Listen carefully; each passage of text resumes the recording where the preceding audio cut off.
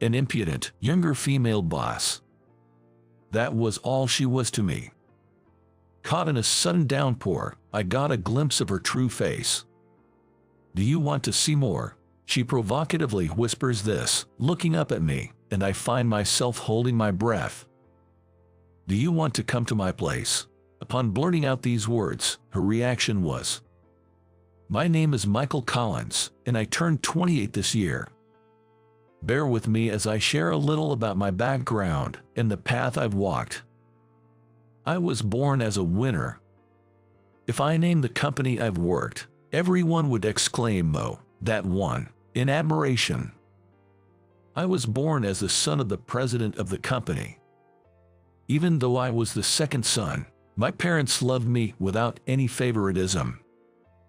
It was already decided by the time I graduated from elementary school that my older brother would take over my father's business. So, I had to find my own path. Both my parents were passionate about education. I didn't hate studying, and fortunately, I was better than most of my classmates. I realized I was naturally smart, perhaps like my father, around the time I was in high school. A gift I was born with. I never took it for granted. I didn't slack off in my efforts to meet my parents' expectations. There was a part of me that felt that I was slightly better. My brother was a kind person, but I considered him an ordinary man. His only exceptional quality was his kindness. My mother said, "That's an important thing," but I was dissatisfied with my brother. My brother, who had all the expectations of our parents and grandparents on his shoulders and was destined to take over the company, even though he was less capable than me. Back then, I must have been an insufferable, arrogant man. Looking back now, it was embarrassing. I reflect on it as the folly of youth. I earnestly wished that someday my parents would recognize my excellence and change their successor. But such a moment never came, and I graduated from university. Because I had such evil intentions, I wasn't very enthusiastic about job hunting. Still, I received job offers from more than 10 companies, including my first choice. While harboring dissatisfaction with the unresolved issue of inheritance, I was about to take my first step as a working adult. And then, I experienced my first setback in life. The company I joined as my first choice was a famous advertising firm. Once I joined, there were plenty of rich kids like me. The existence of me, who had always been in the spotlight, was quickly buried. I was disconcerted by the unfamiliar situation of not being the center of attention.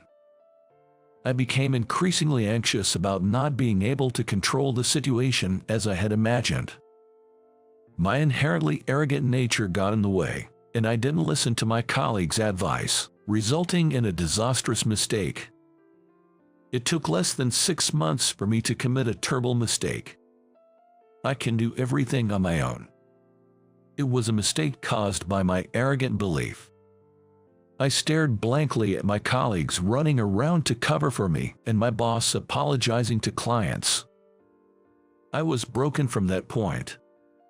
The next day, I submitted my resignation. I never went to work again.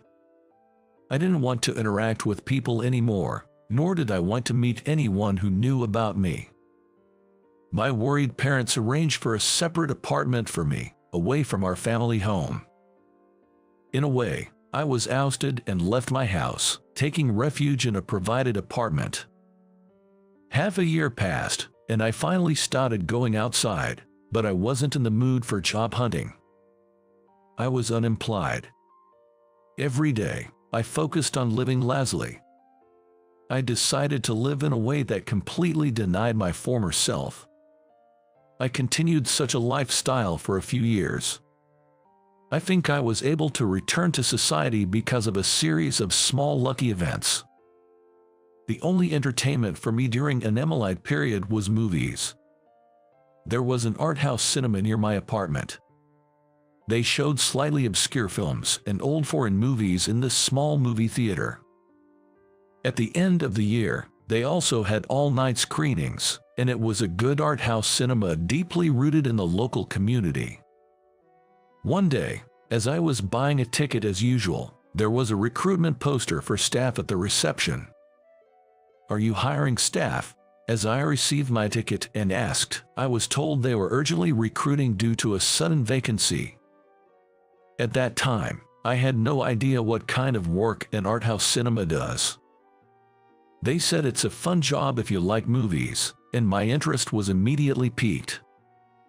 I decided to apply for this job. The next day, I brought my resume. Immediately, I had an interview with the cinema manager, and I was hired on the spot. Everything went so smoothly, I remember feeling a bit scared. I was worried about what to do if it turned out to be an incredibly harsh company when I returned to my apartment. I was to start work from the day after the interview. I was quite anxious about what kind of job it would be on the first day. It seems that my work was publicity and sales. Publicity work included creating posters and flyers, creating displays within the theater, and exhibits. Outside sales involved purchasing and advertising the films to be screened. The staff was small and everyone was handling multiple tasks. "Hi, I'm Michael Collins. Nice to meet you." The person I bowed my head and greeted, my boss, was a girl who looked like a doll. I suppose I should call her a woman. But she really looked like a little girl. I was surprised again when I heard her age. She is 5 years younger than me. The cinema manager secretly told me that she dropped out of high school and was a part-timer.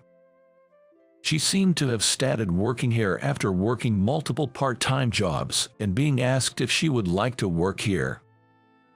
Her efforts after that were said to be tremendous. They also said she originally had good taste, and all the movies she purchased were hits. Now she's a famous super buyer in the industry. She and the cinema manager were in charge of my training. This is how I got a younger boss. A week passed in no time, with a younger girl as my boss. I was made aware of her abilities in this week. The skills I had developed during my student days were of no use. I was racking my brain every day over my incompetence. The cinema manager said, "Take your time to learn," but I had my pride as a man and as someone older. My enthusiasm ended up spinning its wheels and inviting failure. Every time that happened, she called me this. Junker. Junker became my nickname in no time. It wasn't sarcasm. I knew she was calling me that with affection. But for me, who had been going straight on the path to success, being called a Junker was also a humiliation. I'll take a revenge someday. This feeling would invite my next mistake. My boss, Claire, is as beautiful as a doll.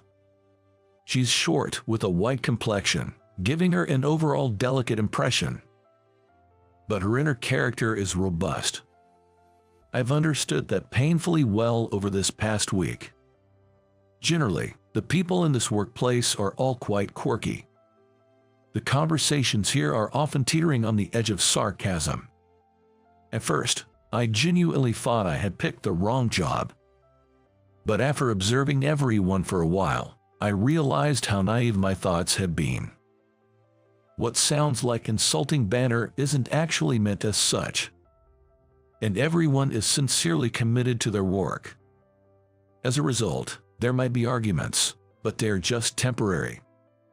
Nobody engages in discussions that outright deny the other's opinions.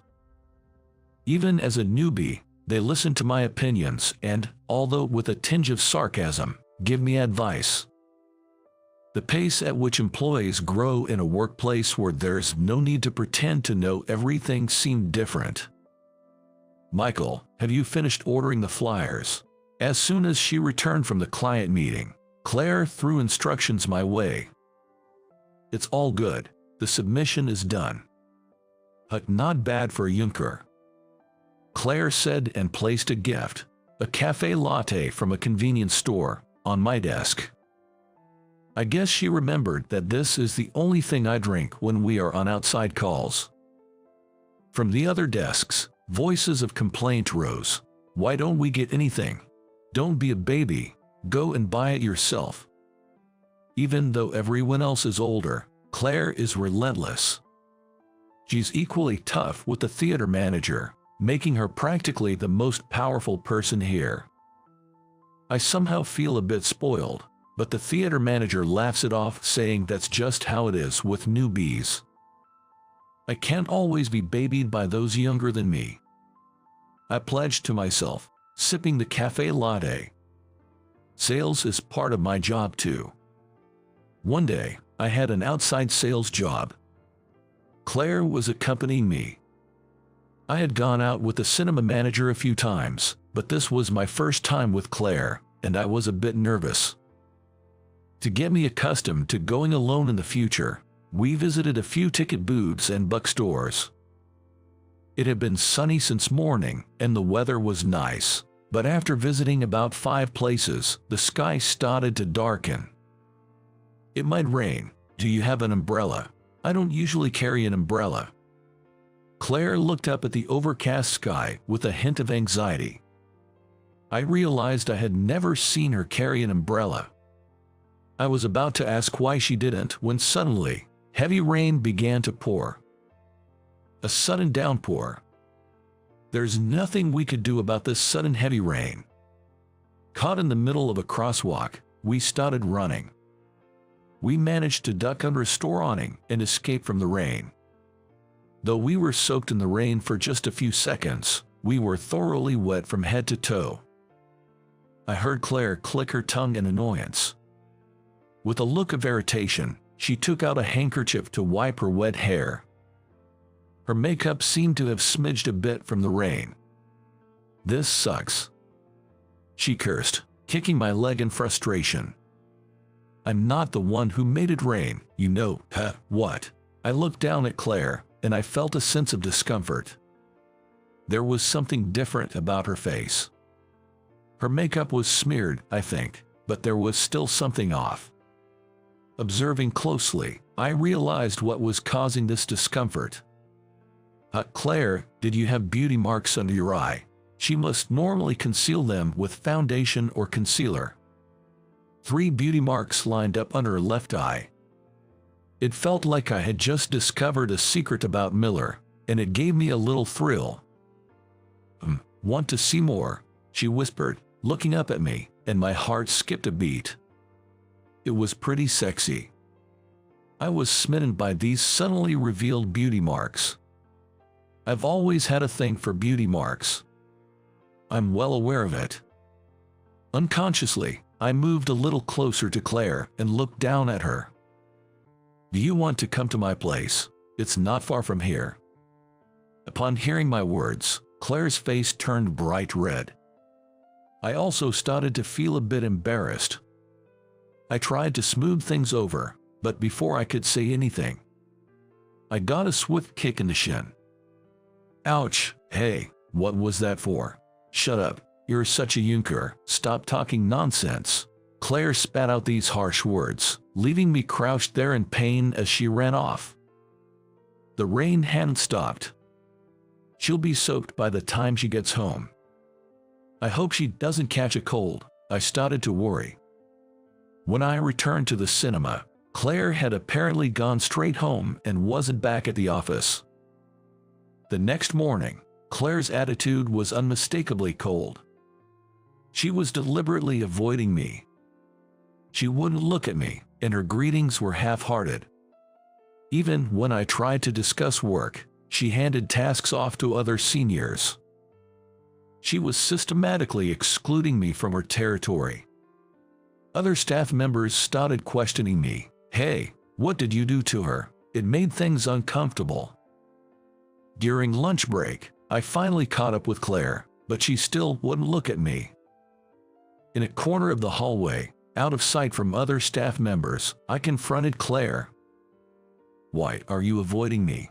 I'm not avoiding you. You're just imagining things, Junker. She glared up at me, and I couldn't help but recall what had happened the day before.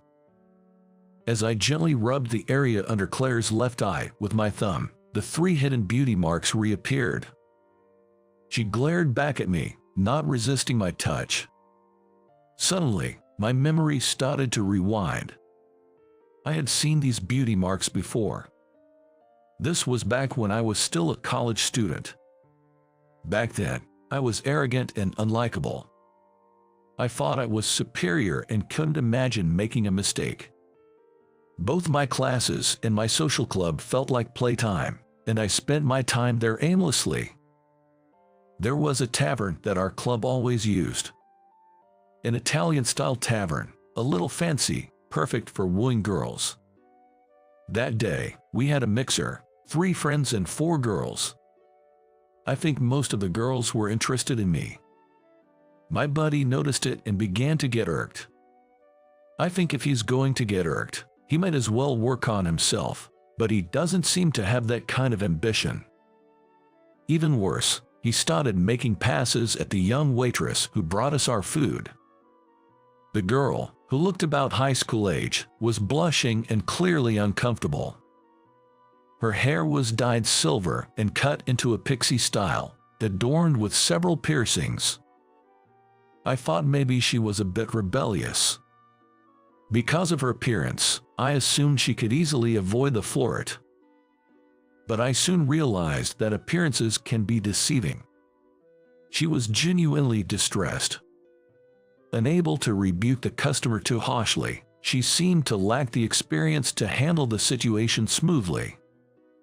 Seeing this, I, who had been trying to charm the doll-like beauty sitting next to me, signaled her with my eyes to hold on for a moment. "Hey, enough is enough. Can't you see she's upset?" I reached out, grabbing my friend by the collar as he leaned towards the waitress. While he was flailing, I managed to tell the waitress, "Go ahead, get out of here." "Dude, you've crossed a line." I patted my friend on the shoulder, laughing and diffusing the situation. From inside the counter, I could see the waitress bowing repeatedly to me. There were 3 little moles under her eyes. That's right, now I remember. Wait, the waitress, from that Italian bar. At my outcry, Claire gave a sharp click of her tongue. I had frequented that bar many times until I graduated. I must have seen that face countless times. "Aren't you going to marry that doll-like girl?" Claire asked out of the blue. She must be talking about my girlfriend from college.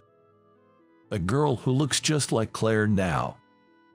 As I thought about it, I suddenly realized. I can't believe it, it might be my misunderstanding, but... Claire, is that outfit a cosplay? Immediately after, I felt a sharp pain in my chin and groaned. Claire's headbutt had landed right on my chin. I crouched on the spot due to the pain, and Claire stood over me, looking triumphant. "Choose your words carefully, Junker," she declared arrogantly, looking down at me and clicking her tongue. As she walked away, I thought I heard a quiet thanks for back then. "Cinema manager, I have something to ask you." I burst into the cinema manager's office and shouted that. The cinema manager laughed and said, "Oh, you've found out, huh?" According to him, he hired me because Claire wanted him to. Apparently, she asked him to hire me because I was her first love who helped her out, and now I was unemployed and struggling. Apparently, they even timed the job postings for when I was buying a ticket. I have been played by all the staff of this art house cinema. Claire had remembered the girl I was with at the time and tried to dress like her, she explained. It wasn't exactly cosplay, but it wasn't far off. The cinema manager laughed as he told me that Claire had sworn them all to secrecy about her change of appearance and everything else. Everything had been orchestrated by Claire. How roundabout. And yet I thought how endearing she was. The next day, Claire was back to the girl I remembered. It seems her black hair was a wig. Sporting a very short haircut with numerous piercings, slim black pants, and a white t-shirt. If she appeared like this for our reunion, I would have recognized her immediately as Claire. Claire, completely back to her old self, acted as if nothing had happened. During lunch break, I gently ask her as she stuffs a pastry into her mouth at her desk. "So I heard I was your first love. Have you always liked me?" Claire gave me a stern look and clicks her tongue. Then she turned her face away and said, "I hate you now." Caught off guard by her less than sweet response, I find myself saying, "What?" in surprise. Then, Claire, with a mischievous smile, turns her face towards me. "You're a real Junker, you know." Her lobes were slightly red. "Well, I guess I better graduate from being a Junker then. Please reconsider once I do." As I pat Claire's head, the headbutt comes flying into my side. Groaning and hunched over in pain, I stay crouched. "You're so cheeky for a Junker." Leaving those words behind, Claire walked out of the office. But I suppose I can wait. I didn't miss the words she added in a small voice. The day she would stand next to me wearing a wedding dress seemed a long way off. So, what did you think? Subscribing the channel and it gives me the motivation to create more content. See you in the next video.